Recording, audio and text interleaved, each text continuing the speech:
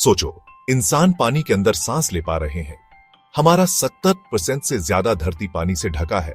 वो अब रुकावट नहीं, बल्कि इंसानी खोज और रहने की नई दुनिया होगी। ये बहुत बड़ा बदलाव जिंदगी को देखने का नजरिया ही बदल देगा। इंसानी सभ्यता के हर पहलू में एक नया युग लाएगा। हमारे रहने, काम करने के तरीके से लेकर हमारे समाज के ढांचे तक, पानी के अंदर सांस लेने की क्षमता इंसानी अनुभव को पूरी तरह से बदल देगी। हम लहरों के नीचे शहर बना सकते हैं, गहरे समुद्र के रहस्यों को खोल सकते हैं और समुद्री जीवों के साथ नए रिश्ते बना सकते हैं। क्या हम एक प्रजाति के रूप में इस अनजानी दुनिया के हिसाब से ढल सकते हैं और लहरों के नीचे एक स्थायी भविष्य बना सकते हैं? सदियों से पानी के नीचे की दुनिया ने इंसानों को मोहित किया है। कहानियों और किंवदंतियों में जलपरियां, समुद्री राक्षस और लहरों में समा गई खोई हुई सभ्यताओं की कहानियां भरी पड़ी हैं।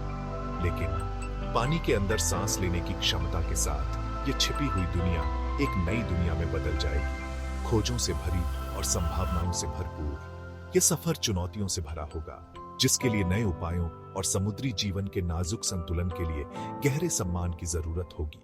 लेकिन इसका फल अमूल्य होगा। अगर इंसान पानी के अंदर सांस ले पाते तो पानी के नीचे शहर बनाना अब सिर्फ साइंस फिक्शन की कल्पना नहीं रह जाती। ये पानी के शहर इंसानी कुशलता की छोटी होंगे। इस बात का सबूत कि हम मुश्किल से मुश्किल हालात में न सिर्फ जी सकते हैं, बल्कि फल फूल भी सकते हैं। सोचिए, ऊंची ऊंची इमारतें समुद्र तल से जुड़ी पानी के स्तंभ से होते हुए सतह की ओर बढ़ रही हैं। ये सिर्फ पानी के नीचे की चौकियां नहीं होंगी, बल्कि जिंदगी के केंद्र होंगे।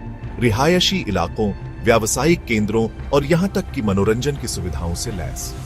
इन पानी के शहरों के डिजाइन के लिए पारंपरिक शहर नियोजन से अलग हटकर सोचना होगा।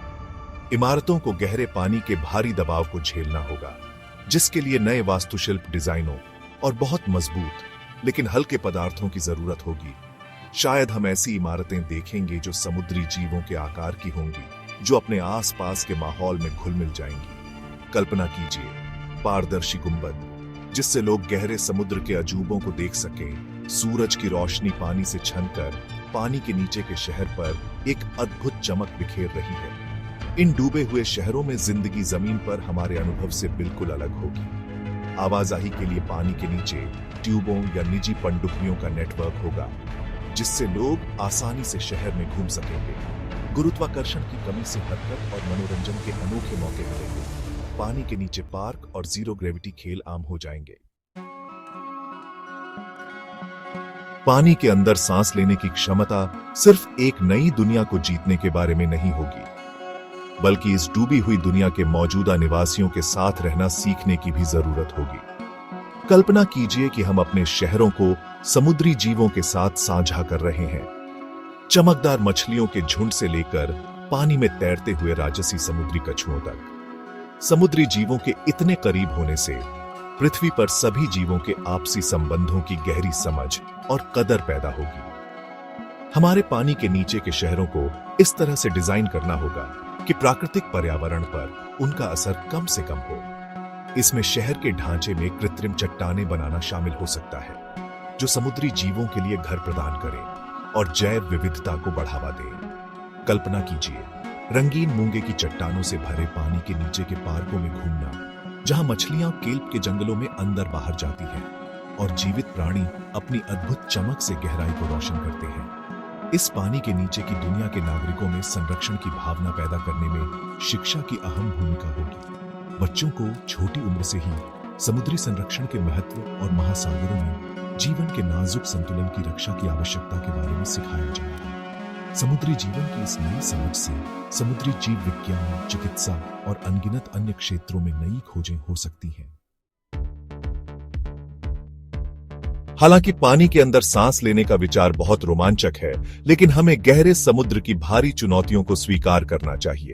इंसानी शरीर, जो मुख्य रूप से जमीन के वातावरण के लिए बना है, सतह से कुछ ही मीटर नीचे पाए जाने वाले भारी दबाव को झेलने के लिए तैयार नहीं है। इस बुनियादी चुनौती से पार पाने के लिए नए उपायों की जरूरत होगी, जैसे उन्नत डाइविंग सूट से लेकर जेनेटिक बदलाव तक। कल्पना कीजिए, ऐसे सूट जिनमें दबाव को संतुलित करने वाले उपकरण लगे हों, जिससे हम ऐसी गहराई में आजादी से घूम सकें जिसकी अभी कल्पना भी नहीं की जा सकती। इन सूटों को हल्का और लचीला होना चाहिए, लेकिन इतना मजबूत भी कि गहरे पानी के भारी दबाव को झेल सके। एक और संभावना जेनेटिक इंजीनियरिंग के क्षेत्र में है। क्या हम अपने जीन में सावधानी पूर्वक बदलाव करके अपने शरीर को गहरे पानी के भारी दबाव को झेलने के लिए बेहतर बना सकते हैं? पानी के नीचे के वातावरण के अनुसार ढलने का मतलब सिर्फ दबाव का सामना करना नहीं है। हमें अंधेरे, ठंडे तापमान और सूरज की रोशनी की कमी जैसी चुनौतियों का भी सामना करना होगा। भाग 5, समुद्र की भाषा बोलना। लहरों के नीचे बातचीत। बातचीत इंसानी संपर्क के लिए जरूरी है, लेकिन पानी के नीचे की दुनिया इस बुनियादी जरूरत के लिए अनोखी चुनौतियां पेश करती है। ध्वनि के पानी में यात्रा करने के तरीके के कारण बातचीत के लिए ध्वनि तरंगों पर हमारी निर्भरता बहुत कम हो जाएगी। पानी के नीचे प्रभावी ढंग से बातचीत करने के लिए हमें भाषा और संचार तकनीकों के नए रूप विकसित करने होंगे। कल्पना कीजिए कि सांकेतिक भाषा संचार के एक और ज्यादा जटिल रूप में विकसित हो रही है, जिसमें हाथों के इशारे और शरीर की गतिविधियां जटिल विचारों और भावनाओं को व्यक्त करती हैं। हम पानी के नीचे ध्वनिक उपकरण भी विकसित कर सकते हैं, जो हमारे बोले गए शब्दों का उन संकेतों में अनुवाद करते हैं जिन्हें दूसरे समझ सकते हैं, जैसे व्हेल और डॉल्फिन क्लिक और सीटी का उपयोग करके बातचीत करते हैं। व्यक्तिगत बातचीत के अलावा पानी के नीचे के शहरों के कामकाज और सतह की दुनिया के साथ संपर्क बनाए रखने के लिए विश्वसनीय संचार नेटवर्क स्थापित करना जरूरी होगा। पारंपरिक रेडियो तरंगे, जो हमारे वर्तमान संचार प्रणालियों का आधार है, पानी द्वारा जल्दी अवशोषित हो जाती है, जिससे वे पानी के नीचे के उपयोग के लिए अनुपयुक्त हो जाती हैं। इस चुनौती के लिए वैकल्पिक तकनीकों के विकास की आवश्यकता है, जैसे पानी के नीचे ऑप्टिकल संचार प्रणालियां, जो डेटा संचारित करने के लिए प्रकाश का उपयोग करती है। भाग 6, रसातल की खोज। पानी के नीचे की खोज में नई सीमाएं। पानी के अंदर सांस लेने की क्षमता पृथ्वी पर अंतिम सीमा को खोलेगी। गहरा समुद्र, यह विशाल अनछुआ क्षेत्र जिसकी गहराई कल्पना से परे है, जीवन की उत्पत्ति, हमारे ग्रह को आकार देने वाली भूवैज्ञानिक प्रक्रियाओं और संभावित रूप से। भाग 7, सागर का खजाना। पानी के नीचे के संसाधनों का उपयोग। महासागर, जो हमारे ग्रह की सतह के 70% से अधिक को कवर करता है, संसाधनों का खजाना है, जिनमें से कई तक हमारी सीमित पहुंच के कारण अभी भी उपयोग नहीं किया गया है। पानी के अंदर सांस लेने की क्षमता इन संसाधनों का स्थायी और जिम्मेदाराना तरीके से उपयोग करने की संभावनाओं का खजाना खोल देगी। कल्पना कीजिए कि पानी के नीचे खनन कार्य समुद्र तल से मूल्यवान खनिज और दुर्लभ पृथ्वी तत्व निकाल रहे हैं, बिना स्थलीय खनन से जुड़े पर्यावरणीय नुकसान के। तरंग ऊर्जा कन्वर्टर्स स्वच्छ और नवीकरणीय ऊर्जा उत्पन्न करने के लिए समुद्र की लहरों की शक्ति का उपयोग कर सकते हैं, जबकि पानी के नीचे एक्वाकल्चर फार्म बढ़ती वैश्विक आबादी के लिए प्रोटीन का एक स्थायी स्रोत प्रदान कर सकते हैं। दवा उद्योग को समुद्र की विशाल जैव विविधता से अत्यधिक लाभ हो सकता है। समुद्री जीवों से नए यौगिकों की खोज की कल्पना कीजिए, जो कैंसर, अल्जाइमर और HIV एड्स जैसी बीमारियों के इलाज में सफलता दिला सकते हैं। स्थायी प्रथाएं, जैसे चयनात्मक कटाई, कृत्रिम चट्टान निर्माण और सख्त प्रदूषण नियंत्रण, हमारे महासागरों के दीर्घकालिक स्वास्थ्य को सुनिश्चित करने के लिए महत्वपूर्ण होंगी। भाग 8, पानी के नीचे रहने की जिम्मेदारी।